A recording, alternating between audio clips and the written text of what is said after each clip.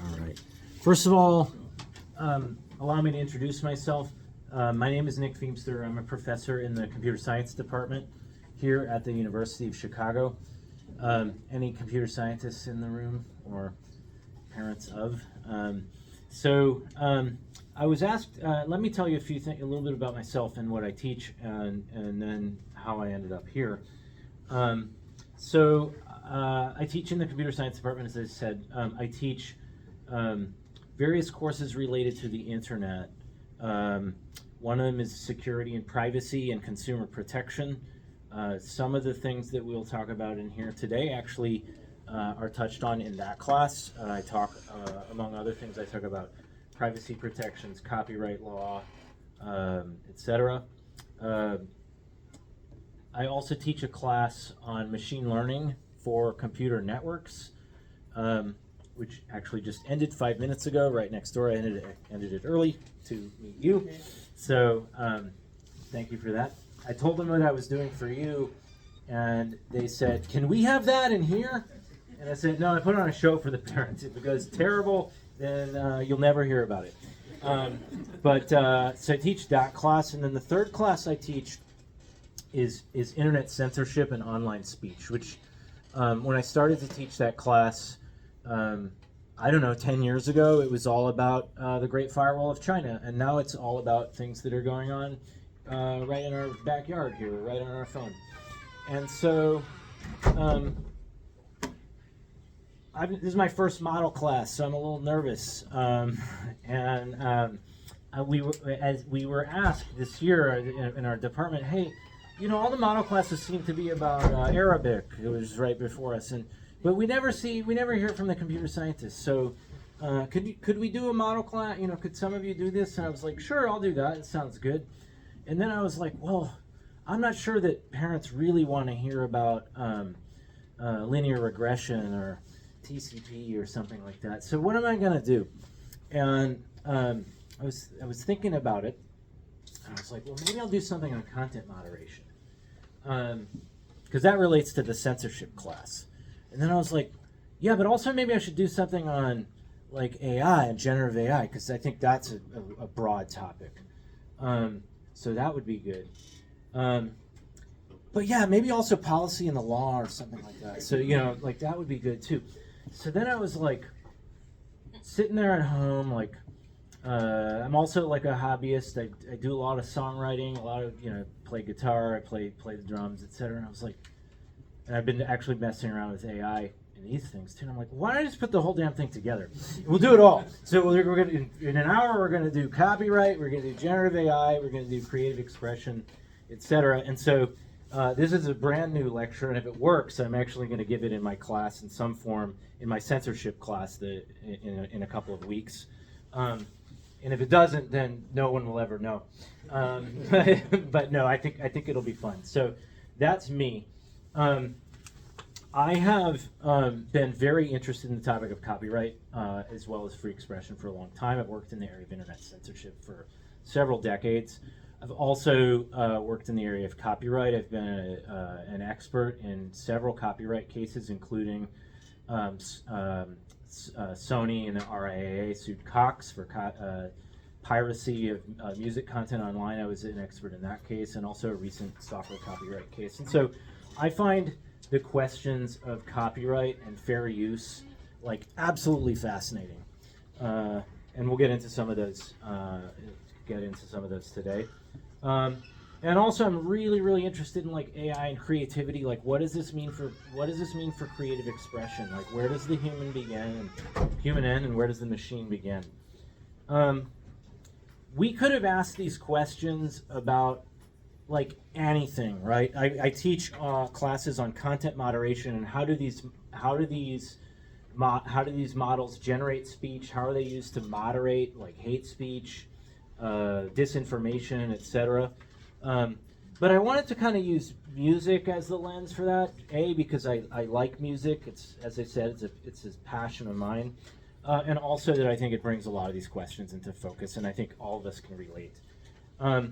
So the big questions, and then I got some surprises. So the big questions that I think we'll focus on in the next hour are, things like, well, who owns content that's created by AI? What does it even mean for content to be created by AI versus us? So we're gonna wrestle with that in the next hour. When AI trains on copyrighted works, should that be allowed? We've just had 2 cases in federal circuit court on exactly that, where the models trained on a bunch of books, right?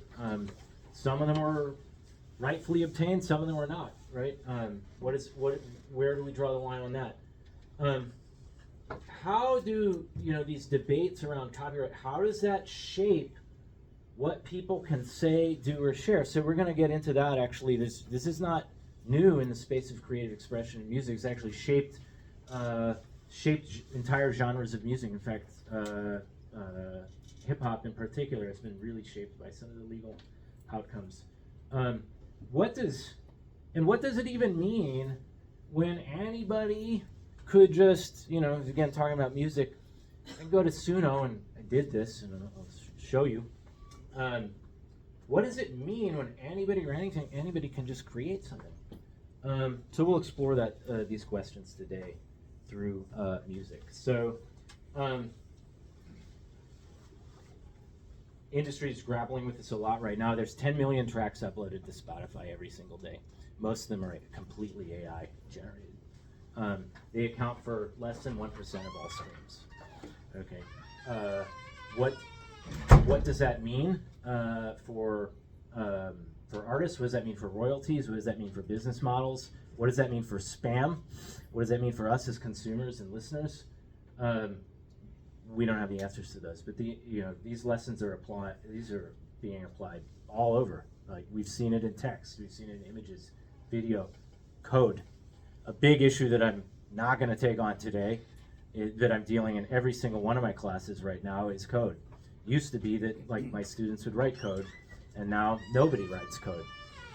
So that's, I could have given the whole lecture today on that, but we'll use a different lens. And then a lot of the case study we'll look at today, right? So it really tells us about, we're really grappling with questions of free expression. And so in my classes, we talk about well, what about hate speech, or what about disinformation? What's the role of the platform in that? And I felt like maybe a little bit too heavy for a Friday afternoon. So the same questions come up, like Spotify grapples with this, right? Do I take down the noise track, the thing that's just like white noise? Do I demonetize that? What do we do about that? And then, what is this doing to creativity, and also who gets to participate? Are we allowed to ask questions? Sure, you can. I have a question, because I wasn't really thinking about music. I'm interested to hear what you have to say. But you said you've been an expert witness, so I'm wondering, have there been cases where, I saw a TV show that I loved, on a snippet of it on Instagram, and in the voices of those actors, they were talking about the New York City mayoral election, and it was a hilarious thing. But I thought, have there been lawsuits where someone generated AI from content like a TV show, and then they were sued because someone took Seinfeld and had them saying things about Mamdani on the old show? I haven't seen I'm sure there are. There are definitely copyright suits going on where artists' likenesses have been used. Drake, for example, has been involved in those kind of suits.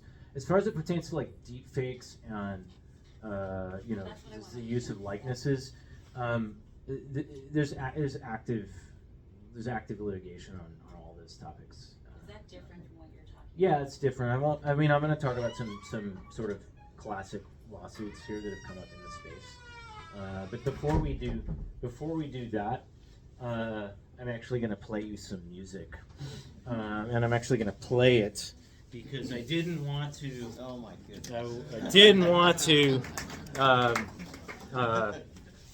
I didn't want to bias by playing you stuff off the computer. So basically, what I'm going to do is I'm going to play you clips from 5 songs that you've probably never heard before, because all of them I wrote. For some definition of right, Okay, so one of these I wrote from scratch, whole cloth, didn't touch any AI. Another one I wrote, and I was like, please fix this couplet, this lyric for me. I really don't like the way this is sounding. Here's like most of the lyrics, but can you just tidy this up for me? So AI is sort of lyrical brainstorming part. Another one, I basically said, okay, here's like the first part of my chord progression. Will you finish this off for me, right? Fourth one, I took lyrics that I'd written, I threw it at Suno. I don't know if people have seen that, right? Because you can basically just generate a song. So I basically fed it my lyrics, and I had it generate the song. And the final one that I did was just make me a song, Suno. Like, hey, let's just do it. So I'm not gonna play you 5 songs because we'll run out of time and you don't need to hear me for that long. I'll just play a little bit of each one. And I'm gonna go in I'll go in an order. So here we go.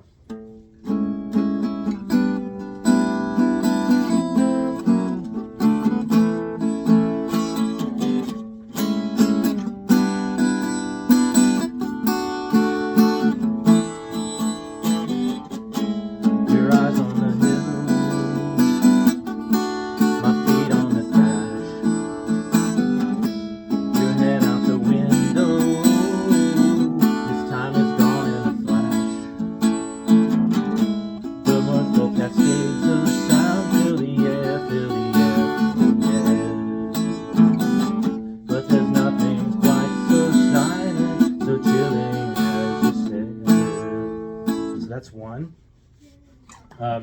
We got 5. We got 5 of these. So that's one. So here's the next one.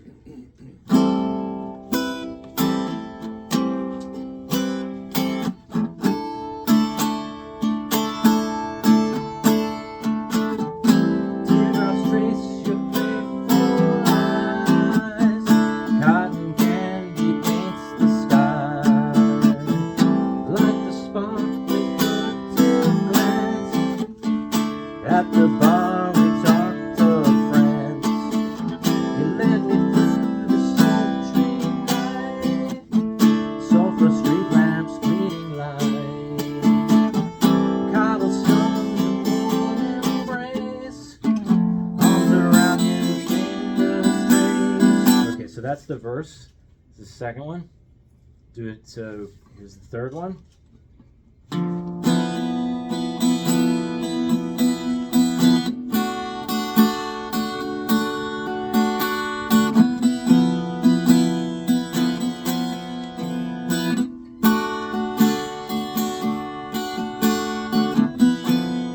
Darkness calls to haunt my heart.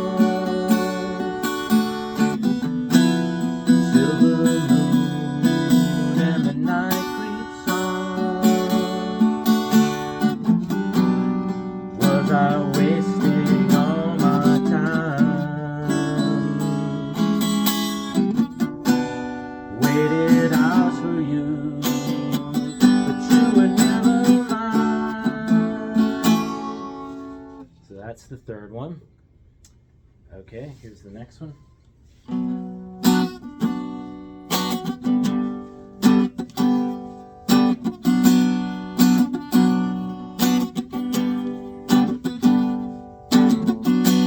send me a picture of your feet in the sea.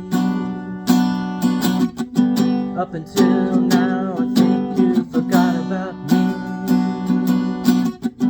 Connection is weak, the conversation is not so deep. Remember when it was easy, used to be easy. Okay, and then the final one.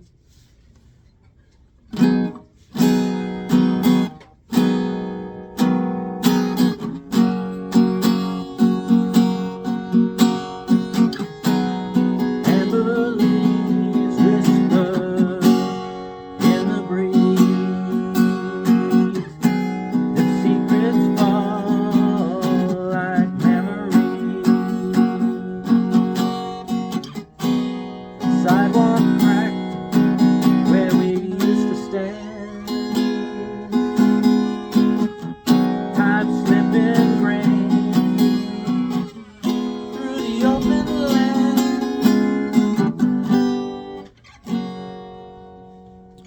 Okay, so those are the 5. Yeah.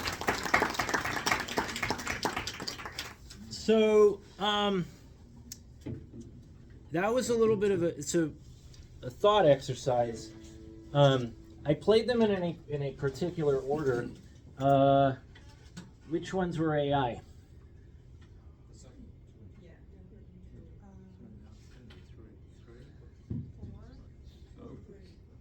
What makes you okay? So 2. I heard a lot of 2s. Actually, let's just vote. Like, see, I'm not hearing 1, 2. Lot. Okay, awesome. 3. Few. 4. 4. So it's 4 and 5. Interesting. Okay, so what makes you say 2, 4, or 5? Like when you said, "Oh, that's definitely AI." Like what? Yes. Lyrics. Some of the chords, some of the lyrics, right? Interesting. It's got a different kind of. Interesting. Interesting. Was 4 the one with darkness in it? Yeah. Yeah. Yep. So darkness is, I don't know, and it's not a little Neil Youngish. Uh huh. Like Sam. Interesting. Interesting. I thought 1, 4, and 5 sounded a little more internally consistent with each other, and 2 and 3 sounded less consistent. So in terms of thinking about a voice, that I sort of project on you, I projected 1, 4, and 5 were As me. consistent with your voice. Interesting. Yes. Can I ask a question? Because I think everyone's just making it up because I don't see how you could possibly. No, I'm just. It's like, but that's the point. Is that I mean, we hear things we perceive, right? And it's like, okay, so. You seem more emotionally engaged in some than others as well. Yes. The connection Yeah. to your own work as well. And there's a lot Yes. going on. Yes. Look at the screen. Yeah. Yeah. Good thought, right? Very, and I think let's remember that, right? Because there's like, what's different about our creative process is like, AI can't feel. Yeah. You seem more psyched up about a couple of them. Uh huh. And one seemed like more human experience, Mm-hmm. I thought. But we may be all guessing. Yeah. There's guesses here, so it's interesting. Are we ready for the answers? Yeah. Okay, so I did them in order. So number 1 was a complete original. So you're picking up on that from the lyrics. 2, actually not AI, but somebody said lyrics, right? So some of those lyrics that was a ChatGPT assist. Okay, so some of this stuff I could tell you, sulfur street lamps, cobblestones, like those images. I was looking for something, and I was like, hey, I want this thing. I want this thing. The song's actually about like a fair, right? So it's like, I want this thing where it's like 2 people coming out of a bar at night or whatever, and I have this vision in my mind, but I don't know the words. So lyrics on that one. The third one, not a lot of people picked that one actually, which is interesting. But that one I actually took into basically a computer composition thing, and I said, okay, Claude, here's like a D minor 6 and a D, like finish the progression for me. So there's like a little bit of AI in that song, which is like a couple of chords to finish off the progression, but the rest is me. The fourth one, I think we had some votes for 4. 4 is lyrics to a song that I wrote that I didn't play for you, but I threw it at Suno, and I said, hey, Suno, here's some lyrics. Just make me a song. And then I learned it. And the 5th one, I think people were like, yeah.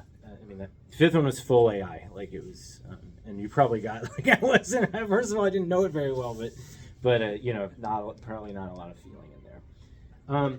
So I think why I was actually inspired to do that by a visual artist who did something very similar. It was an article in our computer science journal recently. He did a very similar thing, which he said he's a painter, and he took a couple of his paintings, he threw it at models, and he said, I want some more models, I want some more paintings that are like mine. He took what the models generated, and then he painted them. And then he hung them up in a gallery, and basically people really couldn't tell the difference. And so, for me, I think that kind of cuts to the heart of like this entire like world that we're living in and everything that we're thinking about, right? Is it's like, well, we keep hearing about like AI generated this, and is it AI generated or is it not? Is it real or is it fake? Right? That's the implication.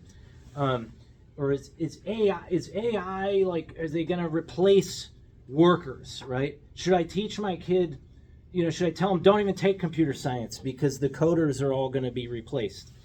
Or whatever you're doing, right? If you're an artist, like how do I engage with these tools?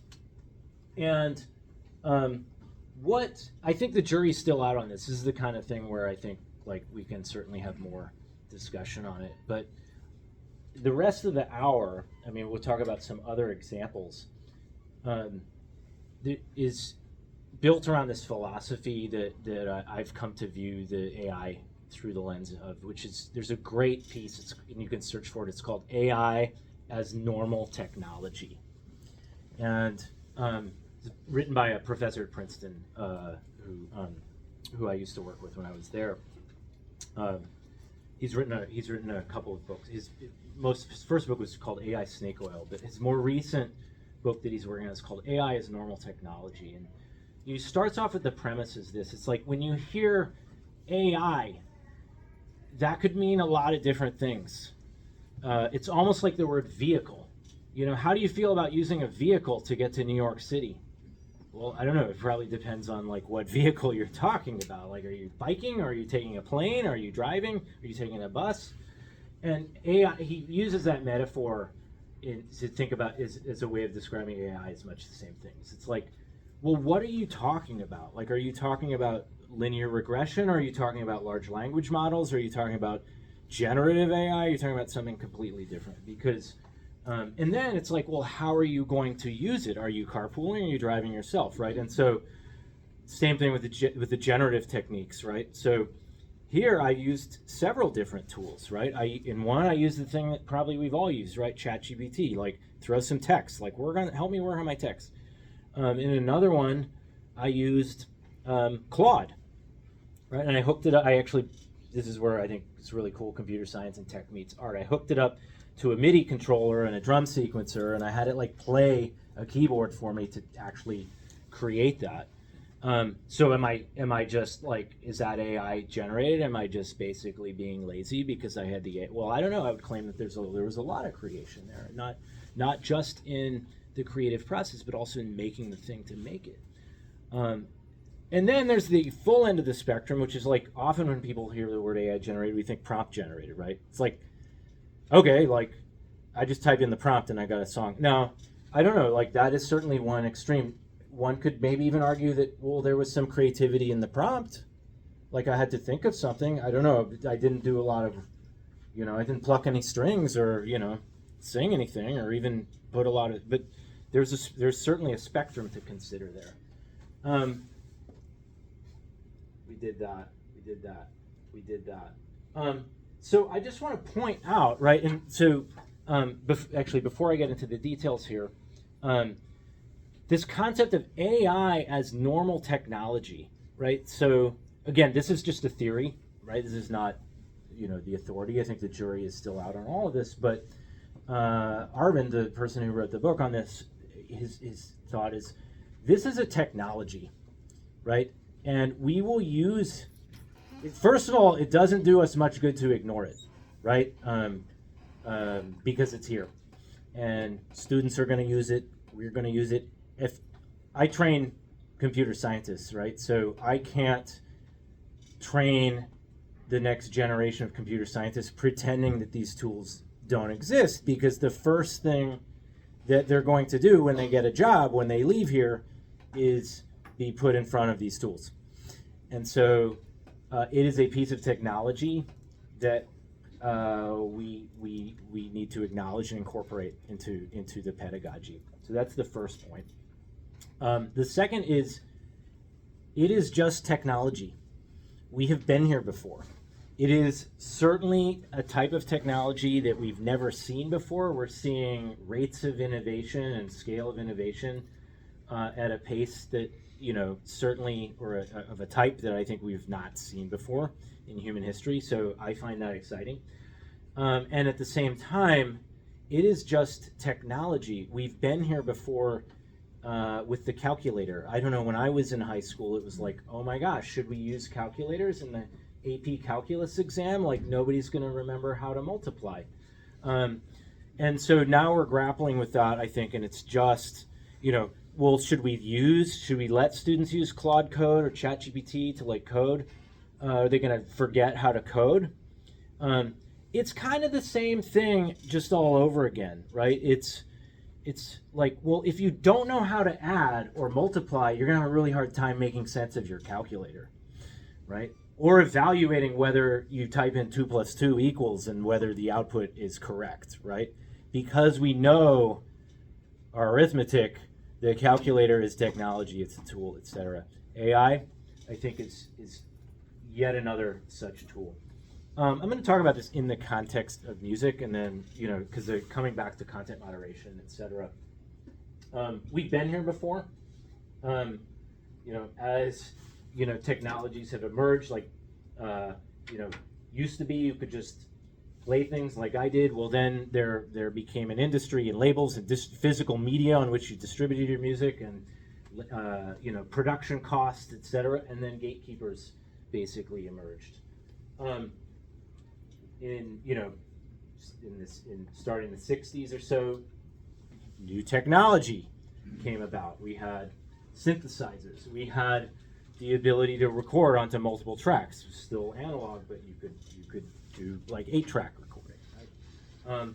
Then, like, somewhere in the late 70s, early 80s, we started to have drum machines, and technology really started to enter the music space. And that was also a panic moment. Oh my gosh, music is dead because now we don't have a human element in drumming. I'll tell you a story about that. I was using my little tools to program a drum track recently, and I said, "That sounded really cool, Claude. Like, what did you do to make that so interesting sounding?"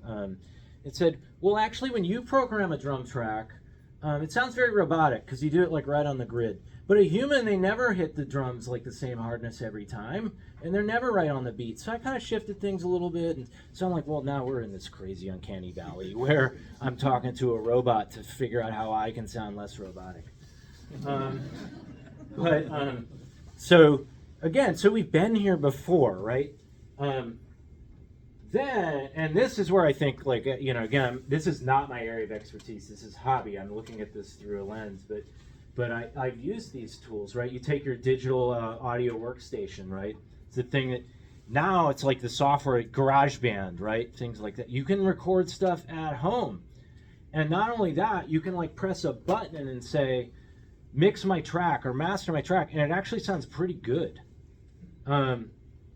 Okay, and that was like 20, 30 years ago. We still seem to have lots of humans with jobs mixing records.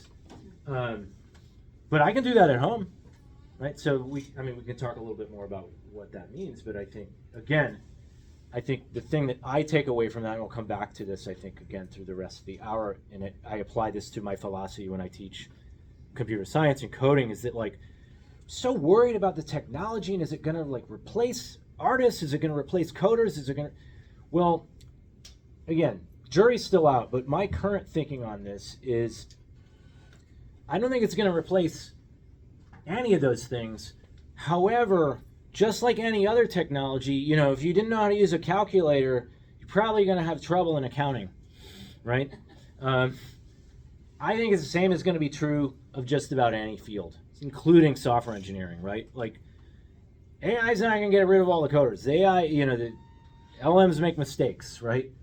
However, we're still going to need the people to have the software development equivalent of, like, well, this calculator says 2 + 2 is 5, and this is certainly not, right? So we're going to need that. We're going to need those kind of higher level reasoning skills. I think the same is true in we've seen it, like, again, through music as well. Like, digital audio workstations have not replaced producers.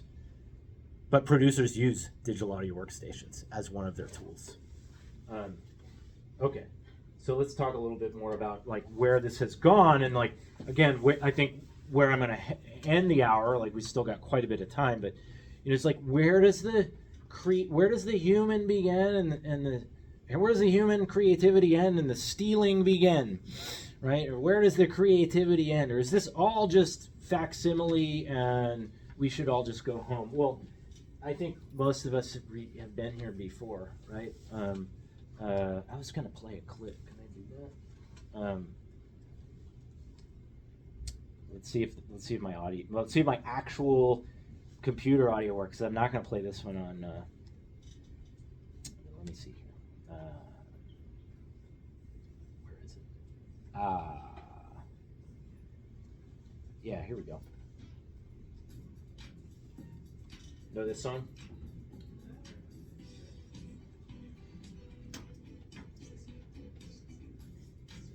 There you go. All right, so, oops. I gotta find my slides again. This happened. This is you can see this is like a real simulation of my lecture because I always mess up. So, Robert's Delight sampled Good Times, right? So that was one of the very early cases. I mean, that was one of the very early instances of sampling. Oops, notes here.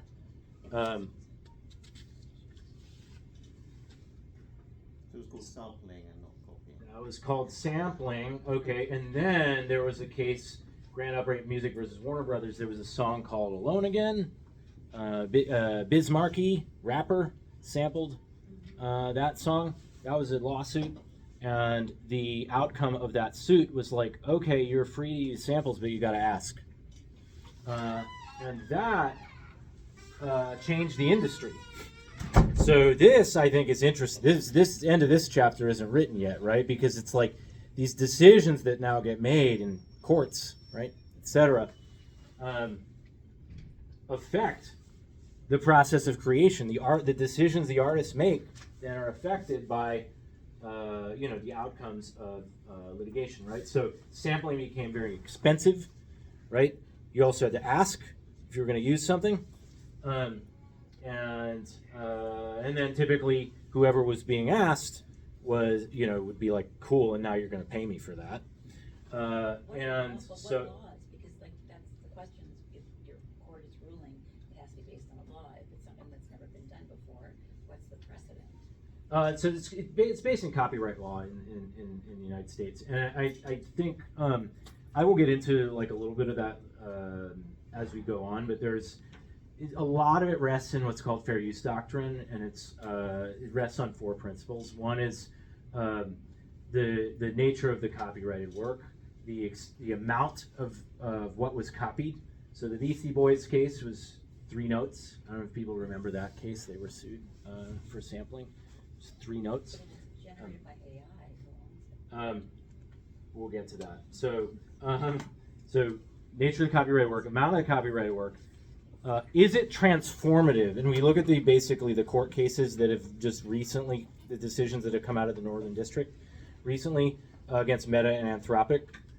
Both of them pretty much fell in favor of Meta and Anthropic on the basis that the use of AI in these modeling exercises has been transformative, right? So, and this comes to like what I did with the guitar, right? It's like I didn't just press a button and like steal, right? I used it to make something new, right? Now, obviously, there's gray area there. How much is new? Well, if I do Suno and I just prompt, and is that totally new? I mean, it's definitely a lot different than me writing the whole thing myself. But what about everything in between? So that affected the industry. Of course, what happened after sampling became expensive and permission-based? We've been hearing this word a lot recently. Yeah, this is where I'm going next. I love it. It's almost like I planned this. So, play another song. Actually, yeah. Let me do this one because I. How's it going? Ah, there it is. So I'm gonna play something for you. I'm gonna ask you what song this is.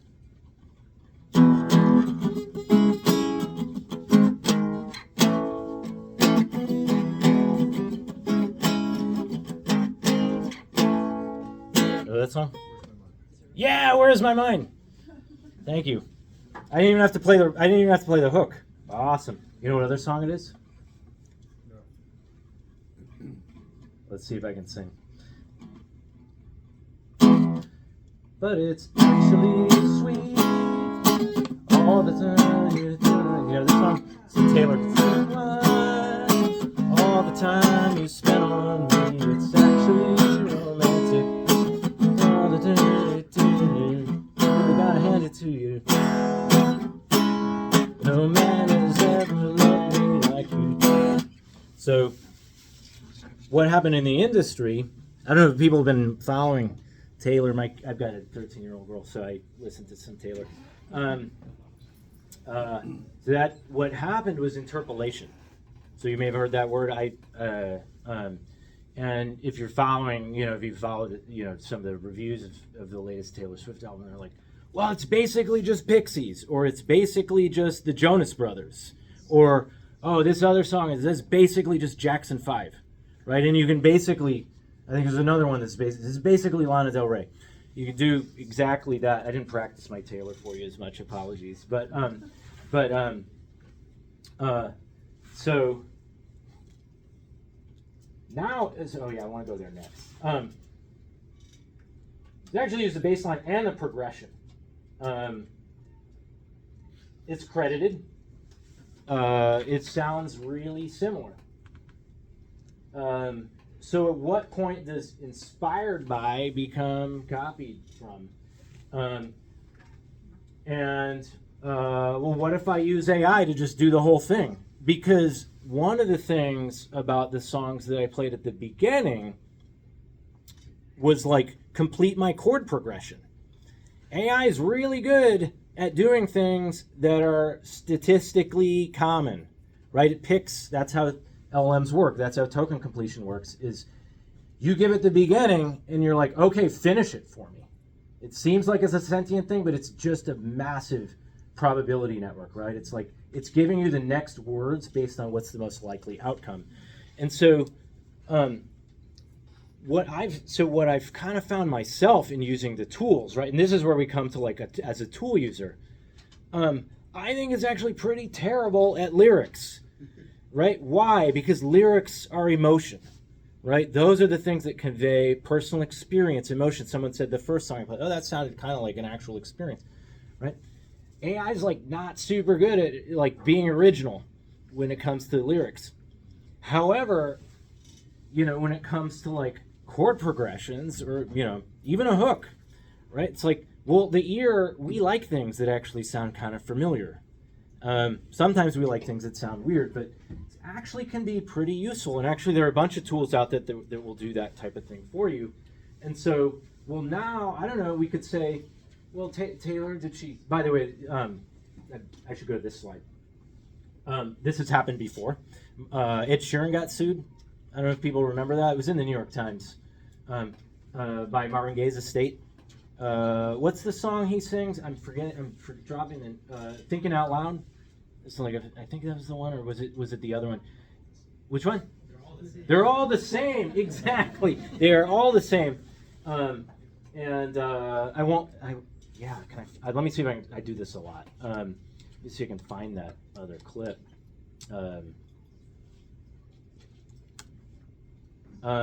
So Marvin Gaye's estate sued Ed Sheeran. There's a really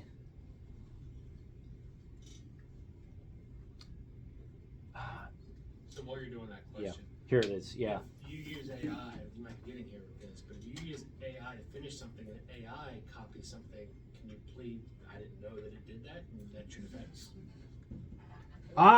Yeah. Could you? I think you have to know and credit. let's see. So these the codes. Messenger. Like your friend. Cause you only need the light when it's burning low. Only miss the sun when it starts to snow. Only know you love her when you let it go. I'm walking away, Craig David. Craig David. I'm walking away from the troubles in my life. Last one. Let it be. Beatles. When I find myself in time with trouble. So I pulled that clip kind of impromptu. There's a really good one of him on somewhere too, where he plays about 20 back to back, and it's basically how he ended up winning this lawsuit because Marvin Gaye's estate said, "Hey, you copied, let's get it on." That progression, and question was, can you copyright a chord progression? Is that to what extent is that expression? And again, like the outcomes of this have consequences, right? If this happens, I'm done. Did that not also say something like there are only 8 notes? Yeah, he did. We're That's gonna right. end up stumbling across each other. Exactly. And so, right, at what point, is it just a copy or a facsimile, or like, and where does creation begin? Now, so there's interpolation. Now we're into like this totally different era, right, where models are training on existing music. In fact, I believe it was Ariana Grande who said, like, here's my voice, you are free to train on it, like, let me hear what you come up with, right? So there are differing views on this, it's fair to say. You could generate new song, like we did one. I made a new song from a pattern. So is it just this again, or is it different if I'm stealing from, I don't know, interpolating from the Pixies, or if I'm using a model and like, well, what went into that model, right? So one of the interesting, there was a ruling just this week in the UK courts on precisely this. It was like, no, AI models can't violate copyright because they don't actually make a copy.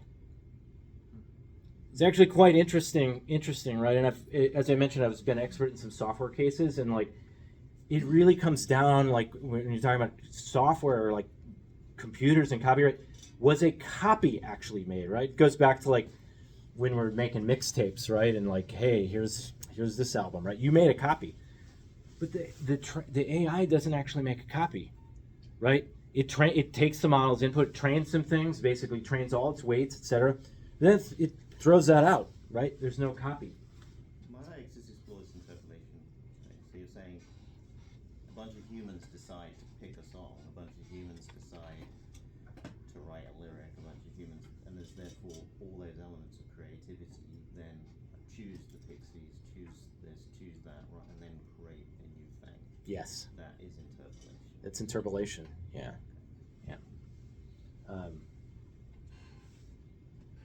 Right. So where are we now? So now, it's I think we're sort of in the calculator era, right? Which is, if you are not using some of these tools, you're probably the equivalent of your tax accountant doing all of your math with a pencil and paper. AI-based mastering is in the GarageBand style DAWs. This particular word, stem separation, is used all the time. It's like if I have a mix, I want to split that out into like drum track and bass and guitar and vocals. Well, that's all done with AI now. And John Lennon's voice. So I was actually going to bring that example up, right? So was it?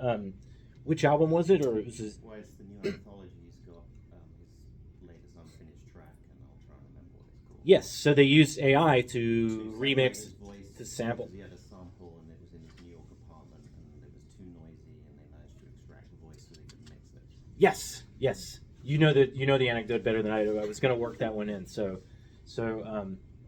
yes, exactly. So that's to the point of like, machines are collaborators, and it would sort of be the equivalent of not using calculator. But then the question is, now and then. I like the AI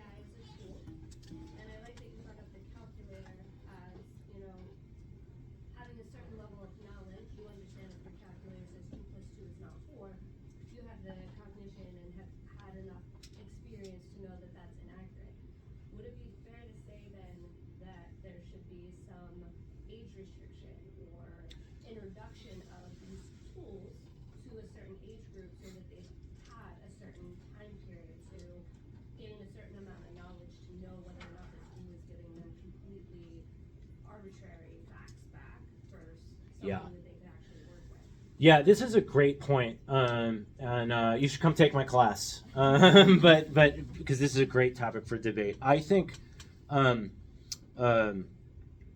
we are grappling with this right now in the computer science curriculum, right? And I can't claim to have the answers. Because there's this generational thing going on too, right? So it's like, as a teacher, right, I could maybe think that I have the answer.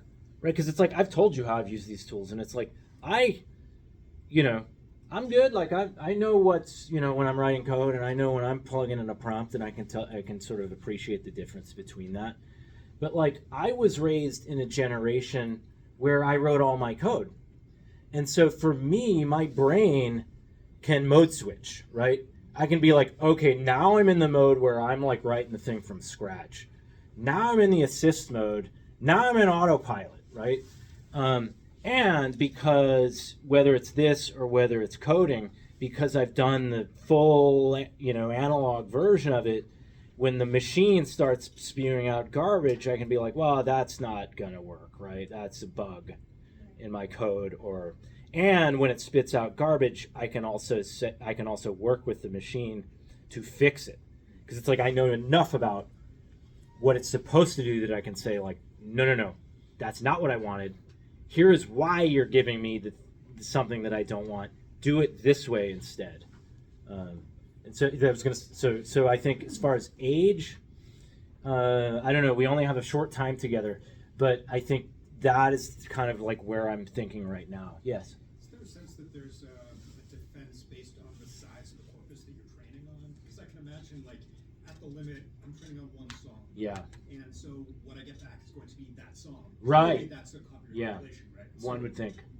At some point, the corpus gets big enough that it's okay because it's necessarily transformative. But have courts started to kind of narrow in on what that size restriction is? I haven't seen that yet. No, I think the biggest place where we see kind of splits in the judgments are like, are you training on pirated work, or are you training on things that you legitimately obtained? And then what do you do with the stuff when you're done, right? So, like, certainly these companies have been smacked for training on pirated content. Like, in the settlement that we saw with Anthropic recently was not really a judgment based on the use of generative AI. It was based on the use of, you stole a bunch of content. So, yeah. Two-pronged question. The first part, first of all, this is fascinating. Do the same principles or threads, in your view, apply to visual art and paintings? AI, there are a lot of artists that are actually very concerned about AI just basically copying their paintings or using their paintings as a basis. And then the second prong to that is, what are your thoughts on the AI Act that the European Commission in Brussels put forward that was recently put on hold because there was a lot of pressure from the tech companies in the US about sort of the retaliation if that went through. So I'm curious about your thoughts on that, the AI Act the Europeans are trying to push, and any sort of threads you see that would apply to the sort of principles we're talking about, but related to fine arts and art. Yeah, visual art's interesting, and part of why I also chose, I chose music in part because it's a hobby for me and I know something about it. But also I think it's a nice topic for a lecture like this because all of the hype that I think we've seen is all about like, oh, I can use Midjourney to like make a painting that looks like Picasso. And I don't actually know much about the visual art world and sort of the effect on the industry there, so I won't fully comment. But I think you walked in maybe after I told this anecdote of like the reason I got the idea to even do this lecture as I've put it together is because a visual artist used AI to create new works in his style and then remade them. So he used the models and the tools as part of his creative process. And so I don't know. I don't feel like, and by the way, what I'm about to say is what I tell all my students too, so that I don't present myself as an authority on that. I'm here to kind of have these sort of discussions. But I think I can bring other things to the discussion. One of the things I think if you read the ruling, I believe it was the Meta ruling or the Anthropic ruling. So short of being an authority, I'll quote someone else. It was I believe it was Vince Chabria, who's a judge in the Northern District. He makes some distinctions about what's transformative. Like, and it kind of goes to the like prompt. I type the Suno thing and I get a song. Like, well, I don't know. That seems maybe less transformative than like I'm using the thing to complete a progression or a drum beat or whatever, and then working it in. And he makes it in the context of text. And I wish I had the quote, but it was like, anyone write romance novels in the room here? Okay, good. So he makes a comment in his, again, this is not my opinion, this is his. He makes a comment of something to the effect of like, well, the works that were stolen here, or sorry, used for training, I think were actually used in its, they were used in a transformative way to make new, like, again, it's very subjective quality, new material, transformative. And it was like, this is not your equivalent of like Muzak, elevator music, or trashy romance novels. These are people using these tools to make like new things, and they're using it in transformative ways. Now, I think that is a matter of, this is subjective, right? It's a matter of opinion. That's sort of why I played 5 different things. That's why we could be here talking about that all night. But I'm not an expert in the visual art side of things. As far as the AI Act and sort of like where a lot of those things go, I think given that we only have a few minutes left, I'll sort of say maybe we've seen this movie before as well in privacy. So another topic I teach is privacy law and regulation. We've seen this with the General Data Protection Requirement, the GDPR. And on the one hand, Europeans are afforded certain types of protections that maybe we are not. On the other hand, anybody who runs a company that deals with data knows that the GDPR is like a huge pain in the neck to comply with. And so I don't know what the answer is going to be here, but we can look to these patterns. It is not a new pattern, I think. Sort of running a little low on time, but I think where do I want to go here? I've given those examples. I actually have. Let me see if I can bring it up. In terms of we've seen it all before.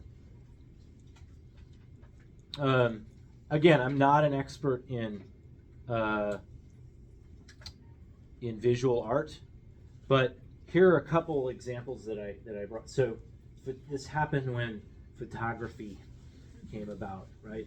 And you might have opinions on this yourself, right? Is photography real art? Is there a skill that, I mean, all I gotta do is point the lens at something that's already there and take a picture, right? Painting is dead, right? Like we've seen this before. Now you can just basically make visual art with cameras. Painting is dead. Well, we still have painting. I think this is recognized as an art form. It also is recognized that there is skill involved in photography, quite a lot, I would say.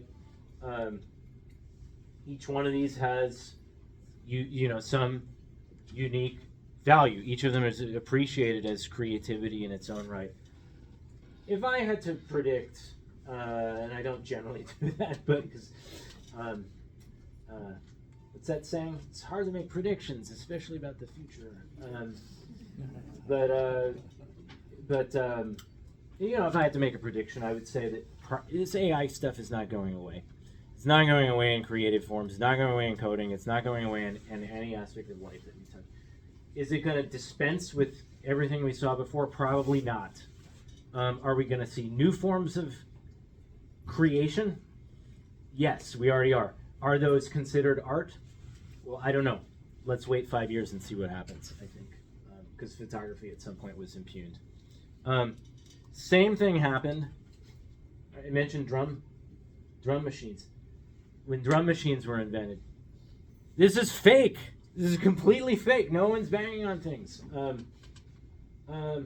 Drummers are going to be out of work. Now we got a machine. No one's going to need to drum anymore. It's totally soulless. Well, I think we still have drummers. We also still have drum machines, right? So we have both. So again, I think maybe we'll see things on the same path there. Do you know though, like when a drum machine is used or when photography is used? I think part of the challenge is not always knowing when AI is being used, and do we have to sort of disclose that? That's a great comment, and I'm glad you brought it up, because another thing that and this is, man, we're gonna run out of time. It's so many. This is another thing that's going on in the music industry right now. And this I learned from listening to someone from Spotify talk about it. But if there's no disclosure, then that harms trust, right? It's like, is this real? I don't know. Maybe it's all real, but is this a natural human doing this, or was that created by a machine? And so there is now an industry consortium that allows artists to self-report. So, example, right? Stuff that I did. I wrote my lyrics, my vocals. My friend played the drums, and AI made the guitar, right? It's supposed to kind of be granular, but there's the platforms that Apple Music, Spotify. They're trying to standardize on this kind of disclosure. Incentives for disclosure. That's an actually interesting point. And then I see the hand up. So. How does this all work in as far as the business of it is concerned? Well, you might think like, well, I don't know if it's just AI generated. By the way, as I mentioned, like 10 million tracks being uploaded a day, most of them AI generated. Spotify might be like, well, let's just demonetize them. In other words, like we won't pay royalties to any of those. Well, first of all, we got an issue of like, well, is it really AI generated or just part of it? We also have to then think about like, well, yeah, was there any creative element there? Who do we compensate? Do we compensate the person who hit the button? Do we compensate the people who made the training data that went in? A lot of issues there. There's actually an even bigger issue, or not a bigger issue, but a more fundamental one, is that if the music gets demonetized, the AI music, the humans actually get harmed. So there's a knock-on effect, which is that those curators of playlists pay royalties to the artists that are included in the playlists they make. And so now if the platform demonetizes the AI music, then there's no incentive to put real artists in playlists because I can make a fake one or an AI generated one for free. Right? So these are the kind of things that now the business is dealing with. Where was I going with that? We're basically at time. There was one of the points you highlighted in your synopsis in this was about who actually owns the work that's Who owns it? Yeah. I would seem like a natural progression from that. Let's do that. Yeah, I think we're almost to the end. So I think I have a. Oh yeah, and then I had a. Yeah. So who gets to own it? So I think. That's a good question. There are a bunch of who gets paid. Who gets to decide? Right? So courts have made some decisions. Platforms are making decisions about what they keep on the platform, what they kick off. Suno, right? Like these music companies, they're making some decisions. They got some policies. Boy, the minute I threw my lyrics into Suno, I did that months ago, and I'm like never doing it again because they're like, well, we own that now, thank you. We can use that on whatever. And so like if that's creative input, like maybe I didn't want that. But this is a really interesting question too, and then I guess I gotta let us go. But this is something we're starting to do some research on, just on platforms in general, right? We've seen this, like, do you want to train on my data? Do you want to let the models train on my data? So if I make a LinkedIn post, or am I allowing LinkedIn or Microsoft to train on that? Well, maybe for LinkedIn, I want that. Like, because if someone like asks ChatGPT, like, who's Feemster and like what's he good at? Like, maybe I actually want that in the model. On the other hand, if it's my song, I probably don't. Like, or maybe I do. Like, who was it? Ariana Grande, seemed to have no problem with that. So, I guess we gotta go. It's Friday night. But I think basically we're at, this is not just apply to music, right? This applies to code, images, text, everything we're touching now, right? The technology is disrupting. It will normalize. We'll see where that goes. Laws are always struggling to keep up. I think copyright, I've always been personally very fascinated with it, and I think now it's the golden era of being fascinated with copyright. Platforms, what Spotify chooses to do or what Apple Music chooses to do, just like whether it's Twitter, Parler, YouTube, Cloudflare, Truth Social, you name it, right? The platform now decides what gets out there. There are no perfect answers to any of this. There are only trade-offs to be made. I'm doing one right now. I'm doing some work on another dilemma, which relates to content moderation and teen mental health.